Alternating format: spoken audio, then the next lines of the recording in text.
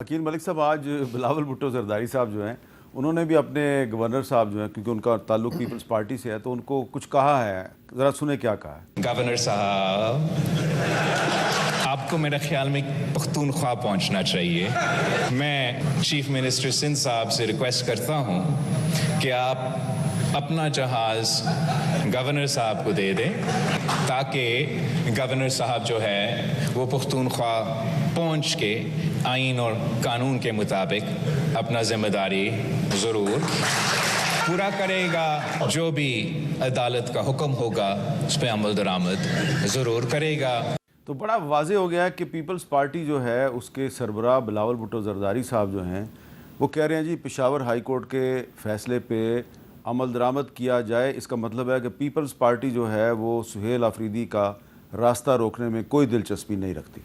नहीं, वो तो बात बिल्कुल ठीक है कि मैंने जिस तरह आपसे ख़ुद भी ये गुजारिश की, मैंने यही कहा कि अदालत का एक ऑर्डर है और उसकी बिल्कुल हम उसकी रिस्पेक्ट करते हैं और बिल्कुल एक जुडिशल ऑर्डर है, उसको माना जाएगा। ये ना मानने वाली बात तो है नहीं। लेकिन एक चीज़ से मैं इख्तलाफ करूँगा जो अली ज़फ़र साहब ने कहा कि असम्बली इन सेशन थी। असम्बली इन सेशन नहीं थी। आज भी अगर आप वेबसाइट खोल के देखें KP असम्बली की, तो 20 तारीख को इजलास बुलाया था और ये मीडिया ने भी वाइडली रिपोर्ट किया कि 20 अक्टूबर को इजलास होना था। अब आइन के आर्टिकल 104 के तहत तो हमने जितना पढ़ा है देखा है, उसमें तो 104 के तहत यही गवर्नर ही बुलाते हैं फ्रॉम टाइम टू टाइम।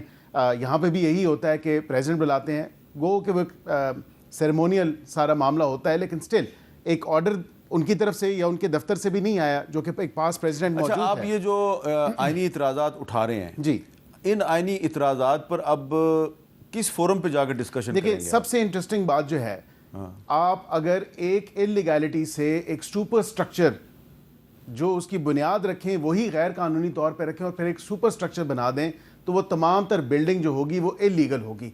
ये मैं नहीं कह रहा, ये अली ज़फ़र साहब नहीं कह रहे, ये सुप्रीम कोर्ट की और हाई कोर्ट की बेतहाशा जजमेंट्स हैं जो कि कहती हैं कि जब आपने एक काम शुरू ही इलीगल तरीके से किया है और इलीगैलिटी है तो सुपर स्ट्रक्चर उस पर बना लें तो वो सारा काम इलीगल होगा। आज पेशावर हाई कोर्ट का जो हुक्म है ये किधर जाएगा? देखें, ये अब इलेक्शन तो करवा लिया उन्होंने, तो सिर्फ और सिर्फ हल्फ की हद तक बात की कि हल्फ होना चाहिए, और हल्फ में तो 255 के तहत है हल्फ।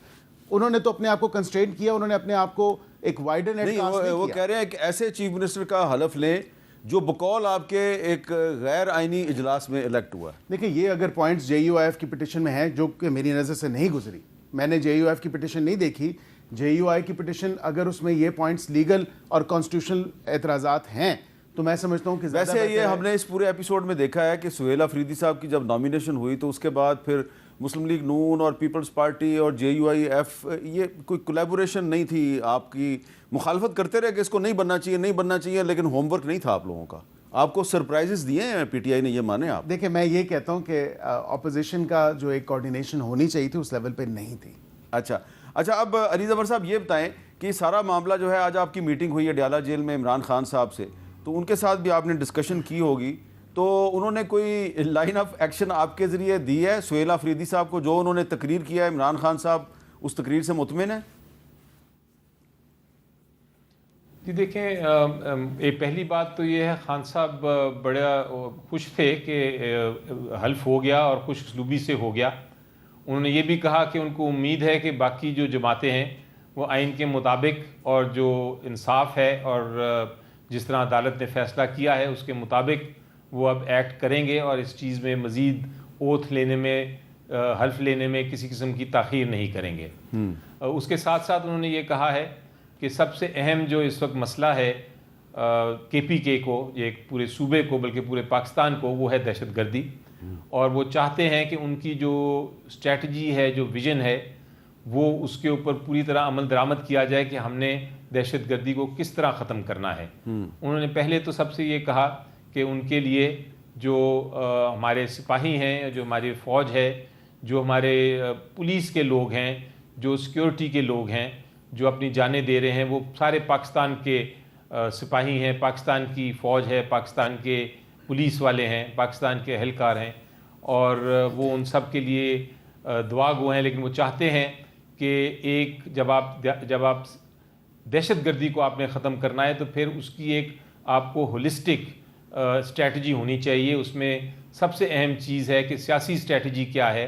सियासी स्ट्रैटेजी के अंदर आपके मिलिट्री ऑपरेशंस हो सकते हैं, लेकिन सबसे ज़रूरी चीज़ और अहम चीज़ है सियासी स्ट्रैटेजी कि आप किस तरह जो लोग हैं, जो मुकामी लोग हैं, किस तरह आप जो दूसरी हुकूमतें हैं उसमें अफगान हुकूमत भी है, किस तरह जो लोग हैं बाहर के जो इफ़ेक्ट हो रहे हैं सारे, उन सबको एतमाद में लेके स्ट्रैटेजी क्या बनाएंगे, वो उन्होंने कहा है कि ये मेरे लिए बड़ा अहम है और ये बड़ा एक ज़िम्मेदारी है नए चीफ मिनिस्टर की कि अब उनकी स्ट्रैटेजी आगे लेके चलें।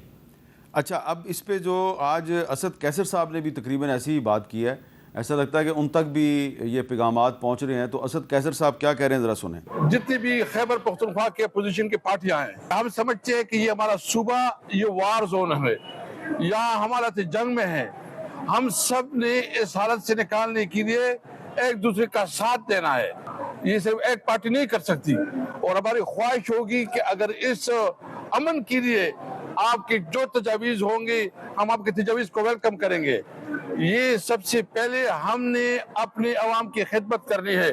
अच्छा अली ज़फ़र साहब, ये मेरी इतला के मुताबिक असद कैसर साहब और जुनैद अकबर साहब जो हैं वो सुहेल आफरीदी साहब को चीफ मिनिस्टर बनवाने के लिए भी उन्होंने पीपल्स पार्टी से, JUIF से, मुस्लिम लीग नून से, सबसे रब्ते किए और उनसे कहा जी कि बराए करम आप इस मामले में रास्ता ना रोकें नए चीफ मिनिस्टर का। और अब वो ये जो सूबा खैबर पख्तूनख्वा की जो सूरत हाल है लॉ एंड ऑर्डर की, वो कह रहे हैं जी वहाँ पे एक हम हालत जंग में हैं, तो वो सबको साथ लेके चलना चाहते हैं।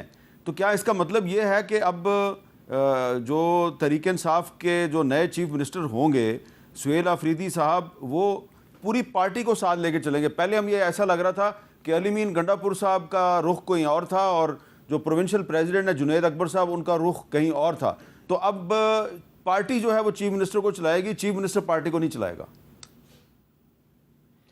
कि देखें, सबसे अहम चीज़ ये है कि जो चीफ मिनिस्टर हैं वो एक रिलेटिवली यंगर जनरेशन से वो उनका ताल्लुक़ है, वो जवान हैं और यकीनी तौर पे वो जो पार्टी के सीनियर लोग हैं, जो इनका एक्सपीरियंस है, जिन्होंने पहले मुख्तलिफ़ वजारतें भी संभाली हुई हैं, जिनको सियासत का भी पता है, जिनको लोगों का भी पता है, उनको साथ लेके चलेंगे।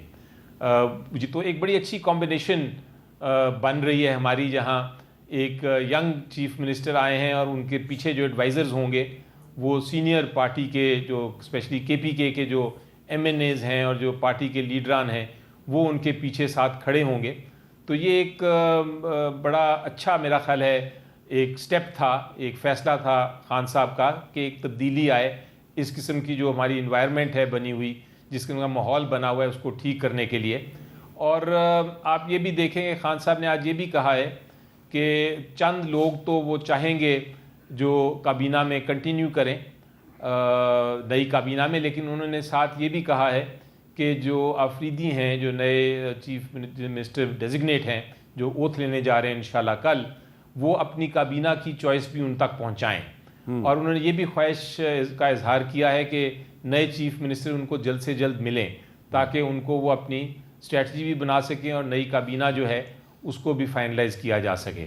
तो ये एक नया एक तब्दीली है, एक नया एटमॉस्फेयर है, और उसमें उम्मीद हम यही रखते हैं कि जो खान साहब की जो स्ट्रैटेजी है दहशतगर्दी से निपटने की, KPK की आवाम की बहलाई के लिए जो स्ट्रैटेजी है, जो KPK की इकॉनमी है, जो मईशत है उधर सूबे की, उसको बेहतर करने के लिए वो सारी स्ट्रैटेजी पे अब अमल दरामद होगा और उसमें सारी पार्टी एक जगह होगी। अच्छा, अब इसमें एक बड़ा अहम सवाल पैदा हो गया अली ज़फ़र साहब की, क्योंकि आज मुलाकात हुई है इमरान खान साहब की, तो वो उनके हवाले से कुछ अहम बातें बता रहे हैं।